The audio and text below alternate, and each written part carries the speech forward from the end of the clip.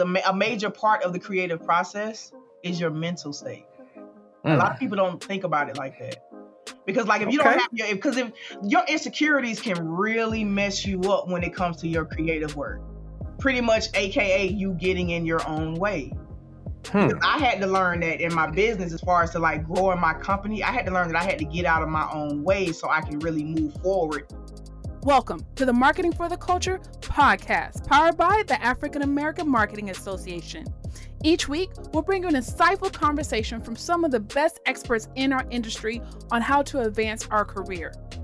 Join the collective of Black marketers across the world, advancing their brand as we work towards creating a collaborative community. And welcome to another edition of Marketing for the Culture. I'm your host and podcast producer, CL Palmer, aka CZ Pie Gang. Today, I have Tery Wilson, a filmmaker, award-winning editor.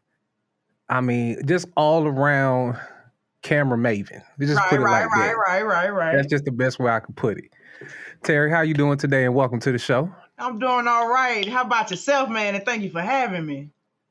Oh, I appreciate you taking time out for me, because looking at your credits, I'm surprised that you do have time for me. Man, I had to make time. Because when I checked out the information regarding the summit, I was like, this is something I definitely need to make time for. I love to hear that. You know that, and I don't want to get too much into the conference. We did a whole lot talking about it on the other podcast, but Gotcha. This is definitely something where we tried to bring together a lot of people with a lot of different talent and let people get to know like who is out here like putting it together. Gotcha. You know, everybody knows what's going on. They know what they see on YouTube, on social media, right. But everybody ain't really plugged into how that stuff come together. Man, tell me about it. So that's when we first started talking about it, I had to reach out to you and suggest your name for the panel. So I cannot wait to hear you talk. Oh, I appreciate that. So yeah, let's get into it. I guess let's let people get to know you a little bit, and then I start getting to the nitty gritty and start, throwing in my questions. I got some camera questions and things like that. I gotta know. But before we get to that, tell me a little bit about yourself, Tery. Tell me, I guess, what is the way that you define yourself when you walk in the room? The way I define myself when I walk in the room. There you go with the tough questions. You ain't even send me a copy of these. You wrong for that. Look, I just came up with that question. I need you to find your notes. Look, okay, let me ask to you like this. You good. You good. Don't answer. I just had to mess with you a little bit. All right. You good. Ask me the question again. So how do you define yourself when you walk into a room? People ask, like, who is Tery Wilson? Tery Wilson is a very assertive woman. She knows what she wants. She's very knowledgeable, and she's self-taught. So when I walk into a room, I'm me. Pretty much. I'm myself. You're going to get my authentic self. No sugarcoat, no none of that. You're going to get 100% Tery Wilson. Okay. And you say you self-taught. So I guess I feel the audience in. So do you call yourself a filmmaker, videographer? How do you do? What is your official title? Well, for one, don't you ever call me a videographer. We're going to fight. I knew that was gonna get a rise out you. Man, I had to mess with you. I had to mess with you back. Don't play with me. You need to find my water and take a sip off of that one. Hold that thought. All right, there we go. I'm back in business. All right, let's do it. I'm a cinematographer, or some may call me. Well, I mostly go by DP.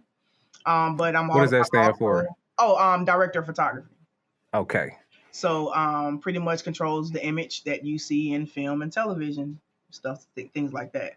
I'm also a producer. I've actually been doing that a lot more lately since I own my own production and post-production company. I'm also an editor. So I do a lot of that. I've been doing a lot of that lately. What else do I do? That's pretty much it. Producer, DP, editor. That's pretty much like my main stuff. Okay. So tell me a little bit about your companies, Intrigue Graphics. Yes, Intrigue Graphics Media. We pretty much specialize in all things production, post-production, and we also have an art department that my wife runs. So yeah. Okay, so y'all got a family business. I'm trying to tell you. I like that. We take care of everything, especially regarding your image. We take care of your post-production, we take care of your camera department, and we take care of your art department, which is literally an essential part of your composition as a DP. Okay, so basically they can come to Intrigue Graphics and just get all the way together. Your one-stop shop. I like that. So tell me, you say you were self-taught, and I guess from my perspective, I'm somebody who's self-taught. Like I didn't go to school to do audio engineering or any of that other stuff. It's just stuff that just fall in to your lap. Right. Now, tell me, how did you figure out that that's the route that you wanted to go? For me, I've always loved cameras.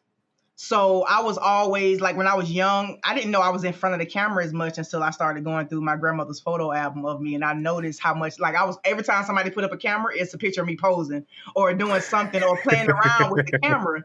So as I got older, I pretty much fell in love with that. And I'm also like a techie.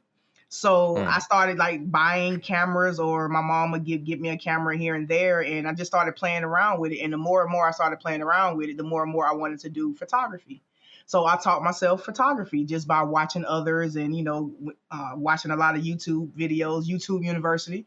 So, watching a lot of things and just finding out how to use my camera, just reading my manuals from inside and out, just making sure I knew every function of any camera that I had, because I wanted to make sure I knew how to use it properly. Because like I said, I'm self-taught. And when you're self-taught, you have to work like 10 times harder as the regular person, in my opinion. So just playing around with the camera and started taking pictures. From that, I started ending up playing with video when they started putting video in cameras. I started doing that more, and I ended up learning how to edit my own videos.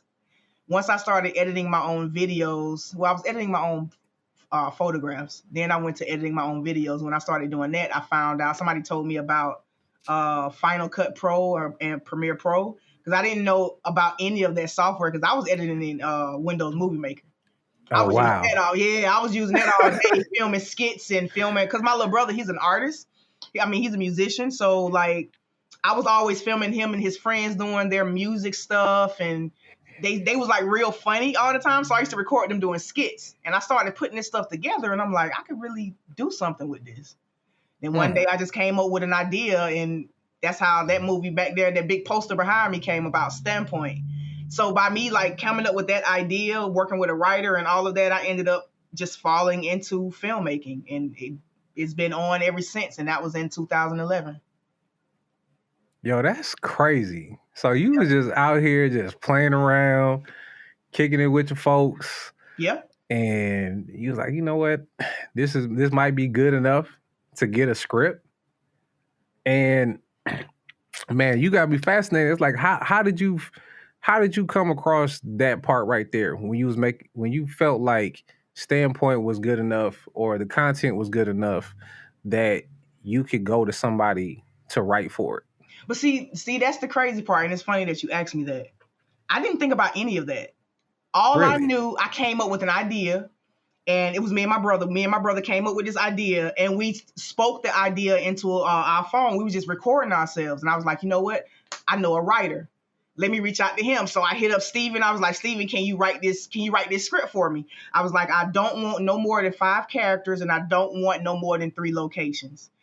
Man, Steven sent me that script back in like 2 days. I was like, yeah, we gonna shoot this. I was like, yeah, we gonna shoot this. Cause I just literally, like, we just sent him an audio recording, and he transcribed my audio recording in the script format, and he wrote me an entire series and built my world for me.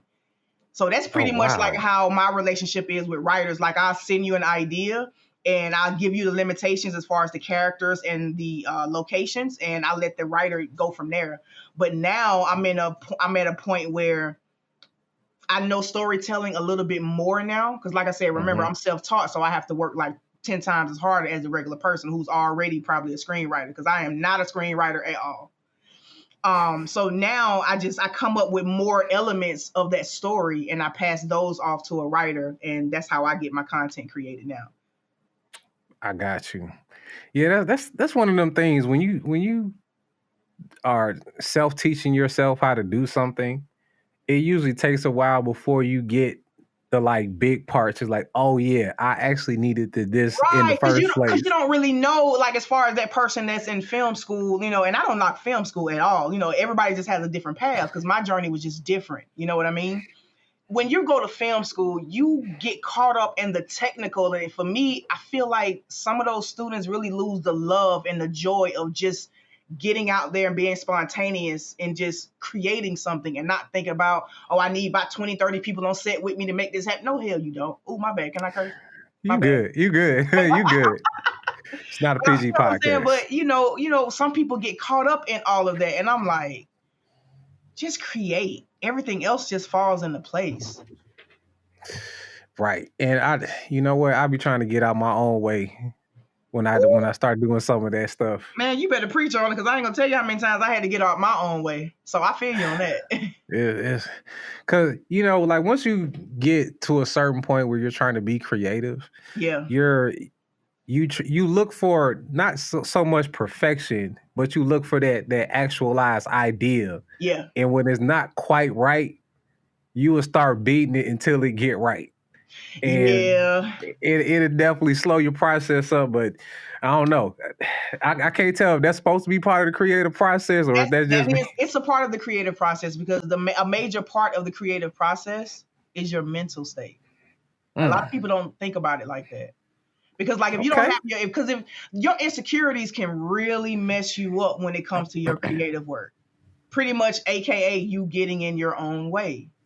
Because I had to learn that in my business, as far as to like growing my company, I had to learn that I had to get out of my own way so I can really move forward to get to that next level that I keep putting out there trying to manifest. I can't get there if I'm standing in my own way, if I don't have my mind right, if I'm not right spiritually, you know what I mean?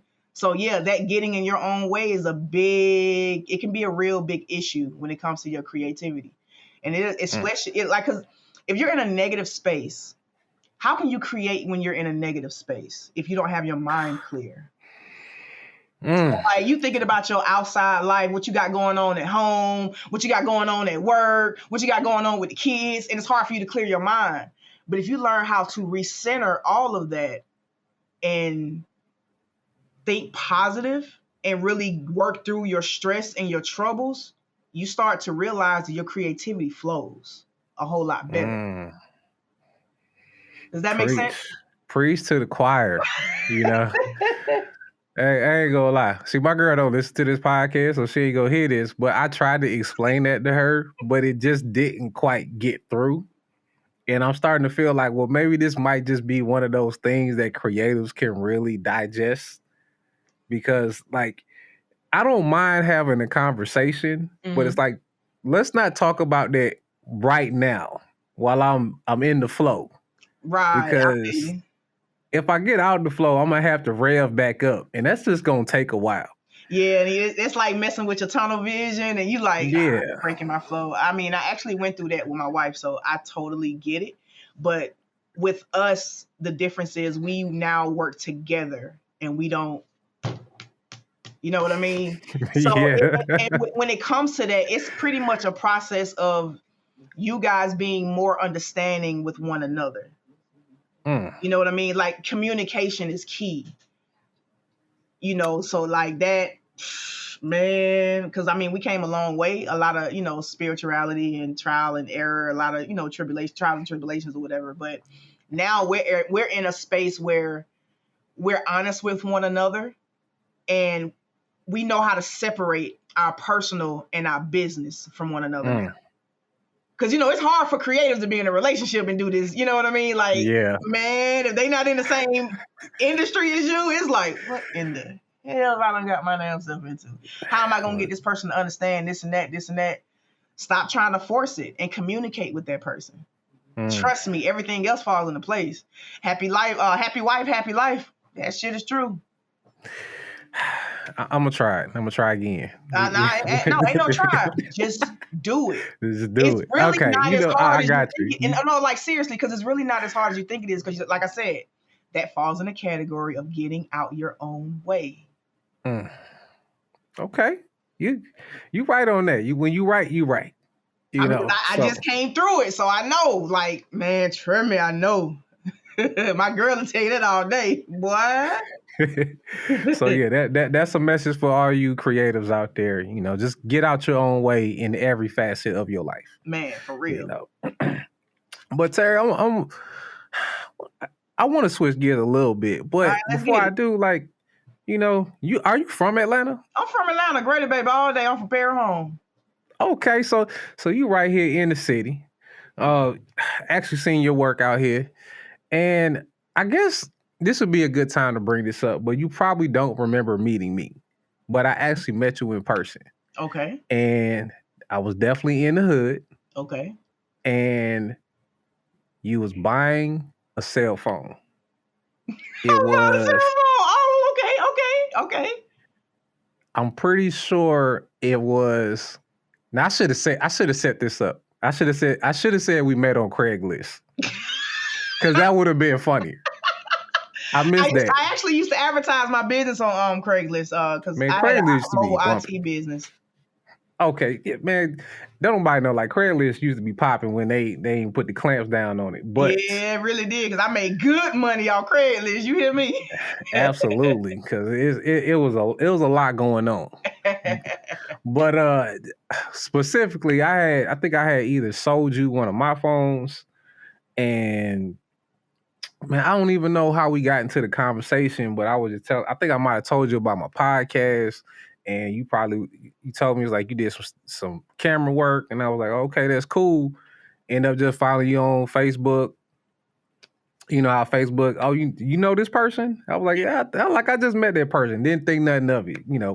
Fast forward like 5, 6, 7 years later, I'm just like, here we are. I'm like, oh. I was like, I didn't go as far as she went, but I'm glad I met her, because now I know that this is possible. Aww, because that's what's up. I definitely, when I say like, I must have been in your neighborhood, it's like, I know where you come from. Mm-hmm. And I see what you've done. So just take a minute right here to say I'm proud of you. Oh, thank you, man. Appreciate that.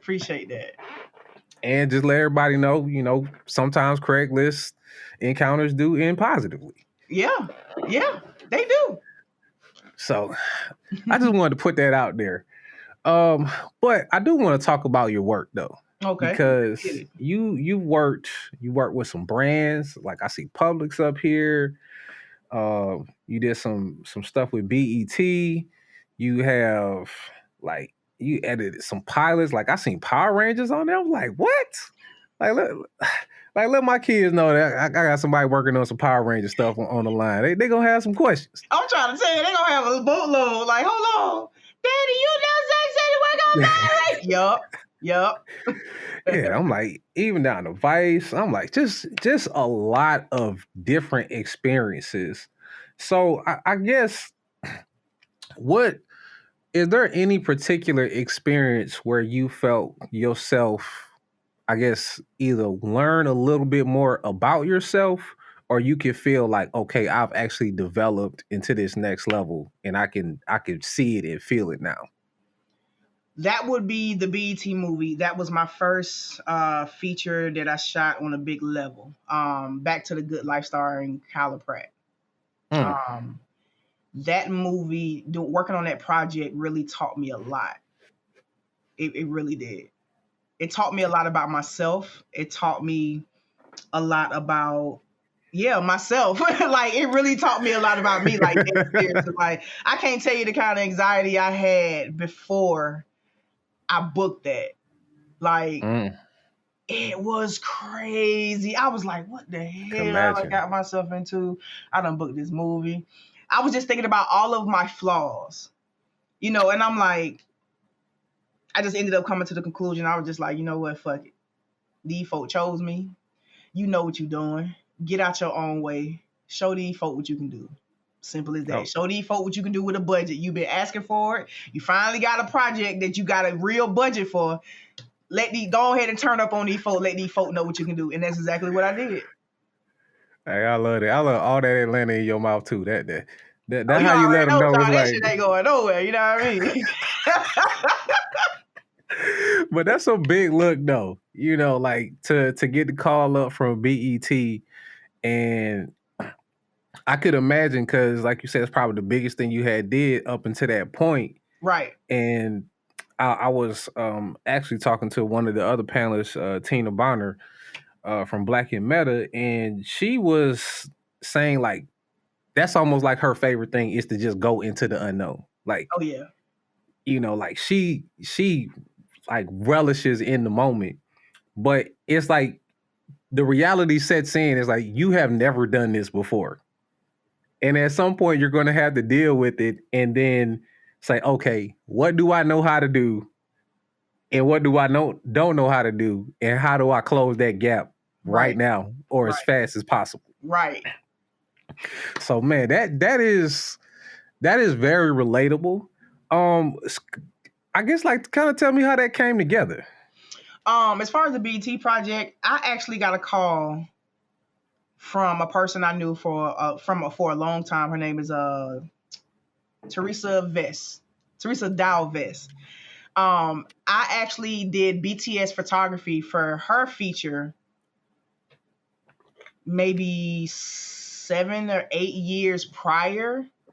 No, I did that in like 2013, 2014. I did BTS photography for her movie. And I had just started out filmmaking. You know what I mean? So, like I said, at that time, I was like really just crossed over from photography to videography. And she let me do BTS for a movie. So I did some stuff on that. And when I did that, she remembered me. She followed my work ever since then. Called me and told me about this lady who was looking for a Black female DP in Atlanta. And just so happened when she brought my name up, the director was already researching Black female DPs in Atlanta, and my name was the first name that came up. So it was a coincidence that her friend told her about me. She found me online, and that's how that came about. Owning that SEO over there. Man, I'm trying to tell you, man, I don't be playing about my SEO. Because I do web design as well. I built my website. So, I saw that. Yeah, I don't play around. I do not play around. And that's what I'm talking about. See, that you gotta be creative, but you gotta be technically sound on all the levels. You never know when it might really matter. And I'm self-taught and everything, so you already know. Man, I love that. That is dope. Appreciate that. On a couple different levels. For one, like you said, they even the fact that they were looking for a Black female DP, like specifically, it's like I like to hear that. It's like, okay, so we really trying to get into the weeds of who can help tell these stories the best, right, and get every single level taken care of, right. So I actually have not watched that, but because you did it, I'm definitely gonna watch it now. Hey, like dead serious, it's hilarious. Colin Pratt did a thing in it. Like it's funny. Elle Varner is in it. I forgot the guy from I forgot his name. He is funny as hell. You'll just have to see it. I'm gonna watch it now because I'm not the biggest BET person. Gotcha. You know, I say that 100%. So it's probably why I haven't watched it yet. But it's I will make. I'm not big on a lot of different networks. I just have certain shows and films that I watch, and I know what platform to go to watch them. So I feel you on that. I'm like, I got a homegirl who's been doing some stuff on BET Plus. I still haven't checked it out. But now I'm like, check out her work because you got to show your support. So don't do that. I know. I was like, there's another side to that, but I'm gonna keep that one off record. You so bad. So when you finally do get on BET Plus and check out your friend's stuff, definitely check out Back to the Good Life starring Colin Pratt, and check out my other movie I have on there called Haunted Trail. I helped produce that one. Yeah, I'm like, I'm gonna go ahead and cash in my free trial ticket and check that all out in a week. Hey, I get it. I get it. Oh man, the struggle is real out here. I ain't gonna lie to you. I'm trying to tell you, bro. But now there is one piece of content that I did check out from your IMDb. Okay. And that was a film starring Desi Banks. It was the him was oh my gosh. See, I ain't got my notes now. It was the Valentine's. Oh, you talking about Pretty V's Valentine? I'm gonna say because Desi is also in Haunted Trail.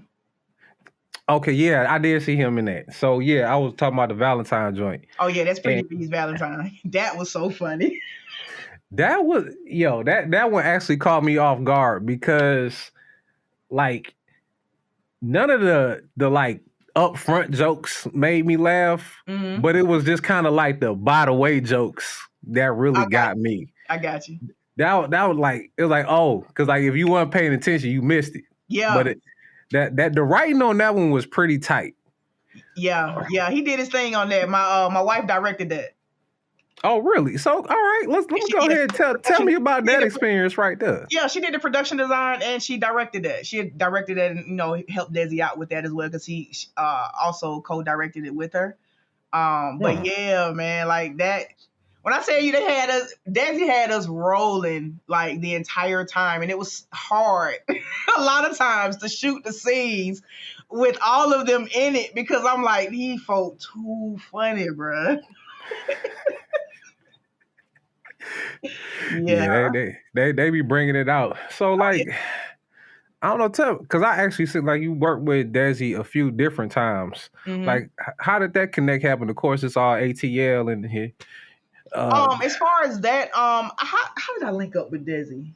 I linked up with Desi through a buddy of mine's, Patrick Walker. He still has the Booking Room ATL. He created an actors for actors type acting class. And Desi was in that acting class. This was before Desi got big. Okay. And Patrick kept telling me about him. He was like, man, this dude's funny. Like, you know what I'm saying? We should definitely work with him. Yeah, I was like, shoot, tell him to come up with an idea. We just go from there. So Desi ended up coming up with an idea. We ended up working with him, and we had been working with Desi like off and on throughout the years, and Desi just ended up getting bigger and bigger. And once he got this idea, he reached out. I was like, shit, appreciate you for thinking of me, bro. Yeah, I was just being real, like, shit, appreciate you for thinking of me. So he reached out. He was like, I got 3 projects I want to do. I was like, let's get it. I got you. I just appreciate you for coming back, That's how that came about. So basically, like, your whole thing is just making impressions on people, and then they coming back and then catching you again to do some more work. And to be honest, that's literally how I do my marketing for what I do. Like, people find out about me through word of mouth. I don't put up no posters. I don't put out ads. All I do is post my work, and people tell other people about me, and they call me. That's dope. That's how it's supposed to be. When you actually when you actually got some work to show people. Yeah, you just work out there. Everything else falls into place. And that's why I say that's part of circling back to getting out your own way. You got to put your work out there for people to see it so they can know whether or not to even be curious enough, curious about you to contact you and ask you to do a service for them. You'll never know if you don't put your stuff out there. This is true. This is my problem right now. Even though my work is out, I need my own little sizzle reel when it comes to podcasts, and I ain't quite put that together, but I feel where you coming from. Put it together. You right about that. So I'm gonna get this conference popping, and then it's gonna be all be after that. There you go. And stop just talking about it. Be about it. Man, look, you might have to call me back and just check on me, make sure I'm doing it. I know how I am. But, I'm gonna make sure. You know what I'm saying? Make sure you don't hate on nobody. You know what I'm saying? Because that will block your blessings and block all your blessings and block all your blessings. I'm serious because, like, as a creative, a lot of times people get caught up on what this person is doing and what that person is doing over there. Fuck all that. What are you doing? Focus on what you are doing and mind your own damn business. I'm telling you, you focus on your art, everything else falls into place. period. It is a proven fact. The shit's been proven over and over and over and over and over again. Stop worrying about what the next man doing and what they doing over there. Focus on what you got going and you enjoy it. Because people can tell if you enjoy your art through your art. They can tell when you're not. That's 1,000% true. Like you always got to be you. You got to keep it real, because I know I've seen people that are definitely doing stuff just for the check. Man, you got folks just out here hustling folk just to be hustling folk. You got folks out here just trying to get, do this shit just to get a check. I do it for the passion. Now, and because of that, because me doing it for the passion, that helped me get to the next level to now I can focus on the money now. But guess what? I never lost my passion. My passion is what got me through it. The passion is what opened the doors. The passion is what people see through my work. Man, I see it. I'm feeling it. The way you talking to me, I feel all that passion coming through my headphones in the screen right now. And see, and that's what it's about. It's all, and also too, like the main thing, you got to be humble. I know I've done a lot, but you ain't finna see me out here boasting and bragging about it. Why? Like, my work speaks for itself. My talent speaks for itself. Like, just like you said, I made that lasting impression on you when I met you buying that cell phone. Definitely. Yeah. I mean, you're 1,000% right. And I see some people that they just like to talk, but you don't see the work. Man, so that's that young shit. In the right. Young shit. Okay. So hold on. Matter of fact, I'm gonna come back to that. Because I got something I want to ask you about that. But let me come back. Right. But before I move on to that, is there anything you have in the pipeline that's really got you ramped up and ready to attack? Shoot, that you can talk about? Man, my baby girl just wrote this dope project that we working on. We just shot the pilot this weekend. That's one thing. So I can't wait for it. I can't talk too much about it. Another thing, I just got interviewed on Fox Soul by Vivica Fox, and that was pretty cool. Yeah, that was a fun experience because I got to meet one of my favorite actors. You know what I'm saying? So that was pretty cool.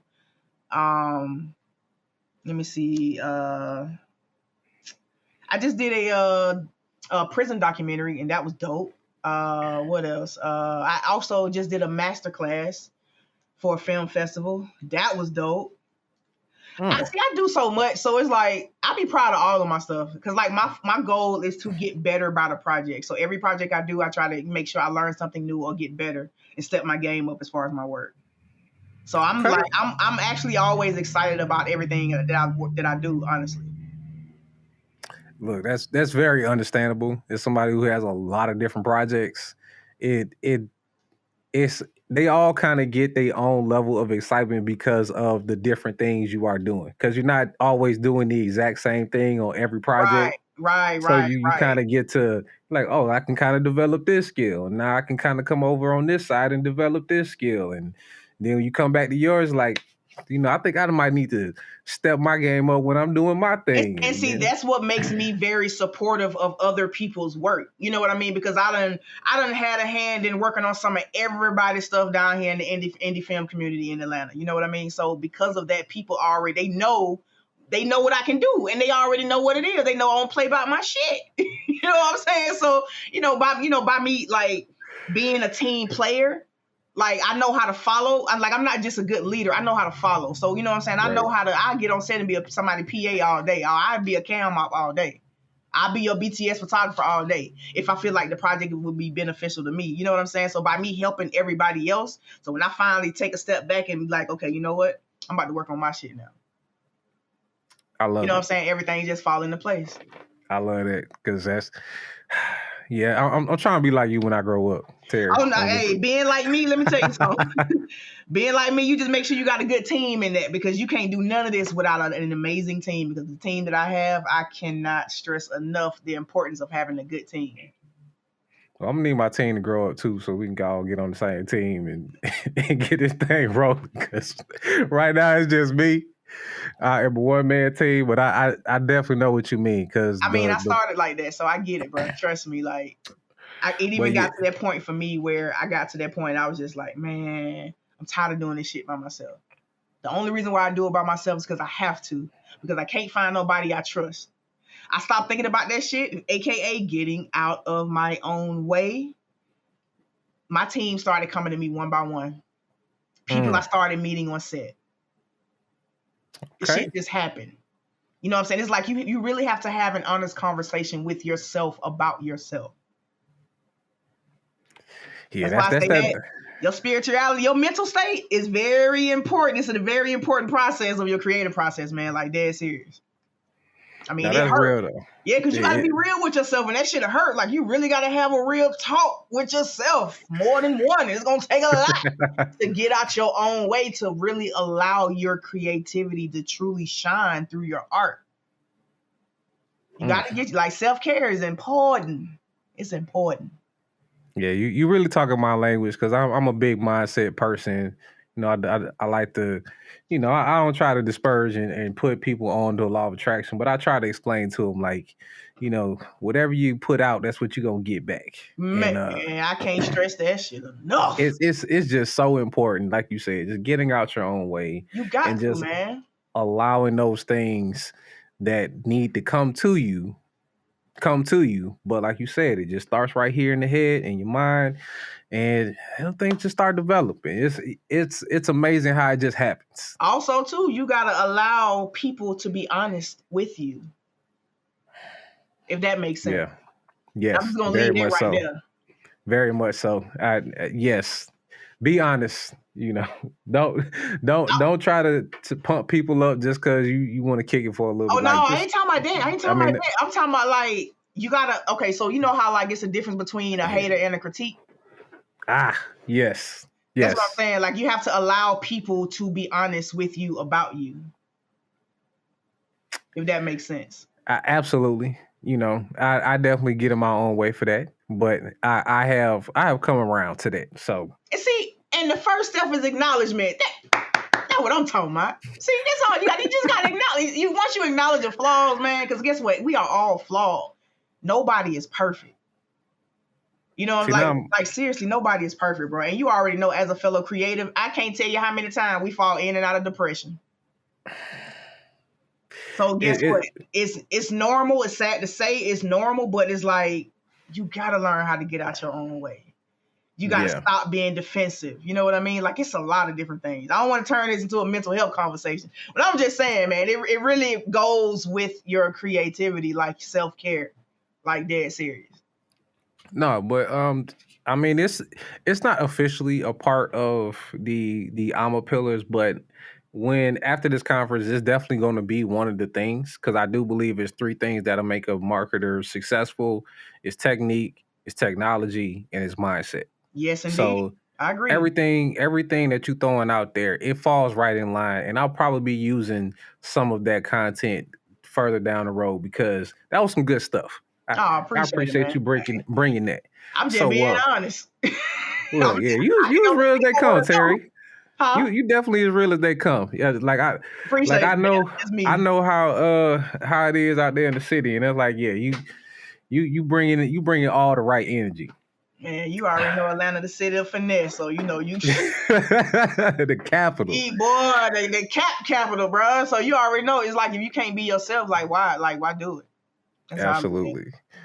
All right, so I want to go back to something you kind of perked my ears up to, but talking about these young folk. But really, I want to talk about the content creators. Okay. Of course, video is the most popping thing on the planet right now. For sure. It's getting everybody, you know, influencer deals, they getting marketing deals, all this different stuff. But there's a couple things happening at the same time. For one, you have people who are making, like, really dope content, and then you have people making, let's just say, not so dope content. Right. And then there's not really a lot of space to fit in between. It's just like a big pool, a big sea of just stuff. So, like, what makes a video, or I hate to say social media, but I'll just say social media. What makes a social media video to you something that's quality, as somebody who does it on a much bigger scale? Well, you gotta, when you asking someone like me that question, of course, you know, I'm looking at the cinematography, the editing, the background. I'm looking at the composition. I'm looking at all of that when I look at somebody's video. You breaking them down. I'm just being honest, because once you step behind the camera and start working behind the camera, you look at everything differently. You do not look at it the same way from an audience perspective. You know what I mean? So when it comes to that stuff, like, people have to know their target audience. If you don't know what that means, then you don't need to be doing what you're doing. Okay. So what you're saying is, from jump, is like knowing who the video is for is almost more important than the actual video itself. Sometimes. And the only reason why I say sometimes, because you have a lot of people out here going viral for no fucking reason. And they don't think about none of that. They just put it up, and it just so happen to pop. They take off and get a check. You got some folk that been doing it for a long time. It look crappy, and they take off, they get a check. You got some folk that just started doing it. It look dope it look dope. They don't take off. They don't get no check. You see what I'm saying? So it's kind of like a hit or a miss. But at the end of the day, like, if you're just starting out, don't think about any of that. Just create. What's meant for you is meant for you, and nobody can mess up what's meant for you. I love that. And I definitely can think about, like, how many times I made a video and, like, I was just creating, and I kind of just, it didn't really matter what it ended up being, but I was like, okay, I'm just going to do the thing. And I just did the thing. And, like, I didn't really care if it got likes or whatever, but I needed to just do the thing. And then there's other times when I'm doing, like, a marketing video, and I'm thinking about, who is this for? And see, and that's why I said sometimes, like, you know what I'm saying, based off of, how you asked me that question, it's like that sometimes. Because, yeah, you could just jump out there and just put stuff out there.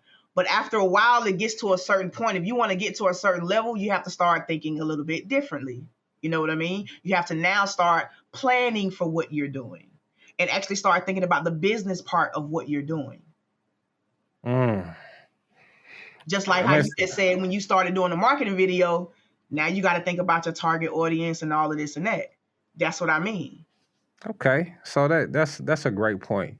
I guess before I move off that part, is there anybody who's making some good stuff on social media that you're really a fan of? Just as, of course, there's a million different styles, but I'm sure you might be coming across some things that may be a little inventive, or even trying some stuff. Like, what do you see out there that's really, like, maybe not cutting edge, but it's like, oh, you're trying to do something different? To be honest, because of my busy schedule lately, I'll only get on social media to post to my story. Oh. And, like, as far as the people I follow that, like, come down my timeline, I only follow filmmakers. Okay. Because guess what? Because that's the only kind of content that I want to see. Or, you know what I'm saying? So, like, when I get on, just like when I hop on Instagram, when I finally get a chance to get on Instagram and check my notifications, I get on there, I'm seeing BTS filmmaking, BTS of lighting. I see Desi making some crazy ass videos because I love his stuff. That's my guy. Because, like I said, I've been knowing him before he got big now. So it's like certain people, if I know you, I see you come down my timeline if you're doing something, but it has to be creative. You know what I mean? It has to be something positive, because I don't follow any negative things. So I don't see nothing negative on my news feed. So the stuff that I'm interested in, that's the only stuff that I see that's coming up on my news feed. So to be honest, like I said, I can't really answer that question, but maybe I did answer that question because I love what Desi is doing. I can't wait to see him do bigger things. Right. You know what I mean? So, yeah. Okay. Well, no, that's a good enough answer. But I really just wanted to take your temperature to see, if you had found anything out there, because I know me personally, I'm trying to do something different. I haven't quite figured out what it is, but I think there's some space to innovate. So you know what? You may not need to do nothing different. Why don't you take a look at what you're already doing? Because sometimes we always trying to think further and out when the answer we're looking for usually is right in our face. You got a good point. I'm gonna come back to that. See, that's why I say you need to take a deep dive into yourself. I'm about to say, like, now I'm gonna have to get out the car. I'm gonna have to sit back and get my own thoughts. Just self-reflect, bro. Like, look at all your different skills and talents. Because guess what? When I first started, I thought I wanted to be a director, and I was doing that for a while until I really started getting serious about the camera. I'm like, you know what? I think I want to be a DP. And then I reached that point where I was like, you know what? I don't want to be a DP no more. I want to be a cinematographer. And I got to a point where I started meeting different people. They was like, well, a DP and a cinematographer is the same thing. Or then you got the other people on the other hand saying a DP and a cinematographer is totally different. I just said, you know what? I'm not going to get caught up in these titles. I'm just going to just do my thing and do what I like and do what I love. Fuck all that titles. I was like, DP look better because it's shorter and they look better on my website up there in my fave con. So you know what? I'm gonna stick with DP. Editor is short. I'm gonna stick with that instead of saying post production, unless depending on what kind of conversation I'm having with somebody, I'm gonna say editor or I'm gonna say post production. So you see what I mean? So it's like, don't get caught up in all of that. Just do your thing, man. Just create your art. So you like movie code switching out here? Yeah, whatever room I'm in. We'll talk after about that as far as, trying to figure out what you want to do. That's another conversation. Definitely. Let me jump back into my host chair. Now, you say you only follow filmmakers on Instagram. But, like, I guess who is kind of influencing you, or who do you look up to as far as filmmaking and cinematography? Indie or big time? You can give me both. Let me see, because I follow a lot of folk. Because I'm about to say on the indie side, I follow Courtney Arlette. She's a dope writer, director, author. Who else I follow? Nina Stacks. If you don't know about her, something wrong with you. She's a writer, director, DP. She do her own stuff. She done got her a big deal and now she doing her damn thing. Who else? I'm just scrolling down my timeline. Oh, I follow a lot of comedians. I ain't think about that. I follow Not Carlton Banks. He's funny as hell with the church stuff he be putting up. Damn Right Originals. I follow them all day because I've been working with them for a long time. Bobby Huntley, dope indie filmmaker. He's a director, editor. I think he mainly want to go by director, but he's just freaking dope. I call him like the Black Martin Scorsese. He's just fire for no reason. Let me see. Let me make sure I get his name right. My boy Aaron. So you really out here? A Falk Films. That's his IG. A Falk Films. His name is Aaron Faulkner. He's a award-winning Emmy-nominated director, content creator. Like, he does a lot of commercial stuff. He's dope. Like, so I follow people like that. Like, if I met you and I worked with you before, you know what I'm saying, or I recognize you do good shit, I'll start following you because see what you about. Got you. Okay. Now, I'm about to say, let's go to the major side. Anybody that, I guess, like, early on kind of influenced you or, gave you some, like, techniques? Like, whose style do you really dig when it comes to making movies? Michael Bay. Michael Bay? As far as camera work. Christopher Nolan. Them two of my favorites, too. I'm a big Christopher Nolan fan. For Nolan for the DIY all day. Michael Bay for them crazy ass camera angles and shit he be doing is like, man. Yeah, it definitely gets you off guard. What? Ryan Coogler, dope. No. Creed, man, let me tell you. See, I'm like, I still want to watch Creed with you just because of how you said that. Because it was like, it was a good movie. You ain't gonna like watching it with me. I talk too much now. Look, I didn't see the movie, so I'm like, I actually want the commentary now. Because I'm like, what do you see? You know what I'm saying? Like that. We're going to have to talk Creed after the podcast. You ain't watched Creed yet? I watched it, but I haven't watched it with somebody who make movies. Okay. Like, that's different. See, all right. The good thing about Creed, the one that he did, see, he implemented his own style into it, and you can actually see that visually. Like, he had a hand in writing this, like helping writing that script, and as well as he directed it as well. Okay. You know what I'm saying? So you definitely see a difference between the regular Creed that you've been seeing, you know, that you grew up on, and the one you see now that he created for the millennials. You know what I'm saying? If that makes sense. No, I got you. You see that swag. You see his swag all throughout Creed. See, yeah, and I could pick up on it. It's like, of course, I know he did the movie, and I could tell by the soundtrack, but you know, like I can't piece together some of those different things. But that actually be a cool. The opening scene, bruh. Do you remember that opening scene was pretty dope? Now you already know you ain't finna see like where they were. Like you're not finna. Come on, man. You sit around me and my wife watching movies. It's hilarious because while she picking apart the art department, and I'm picking apart the cinematography and the editing. And now since she done added writer up under her belt, she's picking apart the storytelling like crazy. So it's like watching a movie with us. I hope you done seen it already. I would only do it after I'd seen it because now it's like I need to watch it with new eyes. There you go. That's playing it safe right there. There it is. I know me personally. I'm besides Nolan, somebody that I'm always rushing to see when they do stuff is Tarantino. And you know what? I'm not a Tarantino fan. I'm not gonna lie. I was about to ask you because you didn't mention him, and there's two people. There's people that really like QT, and there's people that really don't fool with QT. And but I wanted to tell you one project that I absolutely love from him: Hateful Eight. That one was that's the one. You absolutely right. When you're right, you're right. That's it. Like, that's the only thing I actually love from Quentin Tarantino. I like the Django, but I love Hateful Eight because that Hateful Eight is powerful storytelling in literally one freaking location, bro, and it's straight character driven. Like you can't beat that.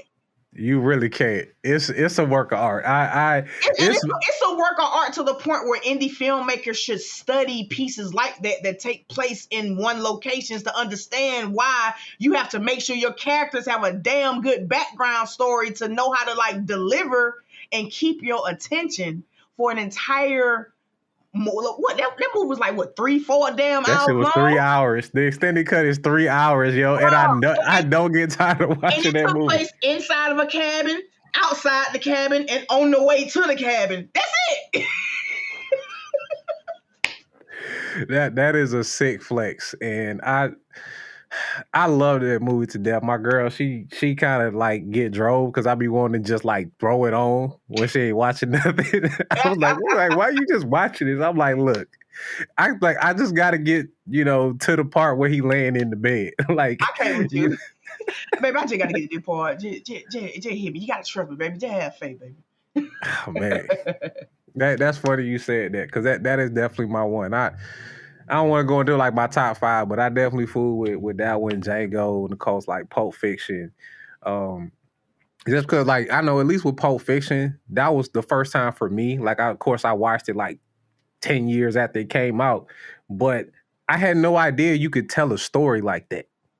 Yeah. Like that's what really gets my head blown off about QT. It's like I didn't know you could just say, I'm going to start where I'm going to start, and you just walk with me to the end. And see, that's all about having fun at what you do and having confidence and that much faith in yourself to know that you can pull some shit like that off.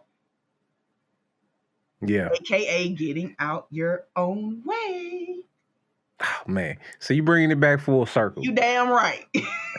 And that's a good segue because if we were going to tie a bow on this interview, that would definitely be the title, if not the subtitle of it. Get out your own way. Yeah. And I'm probably going to have to put that on this episode title.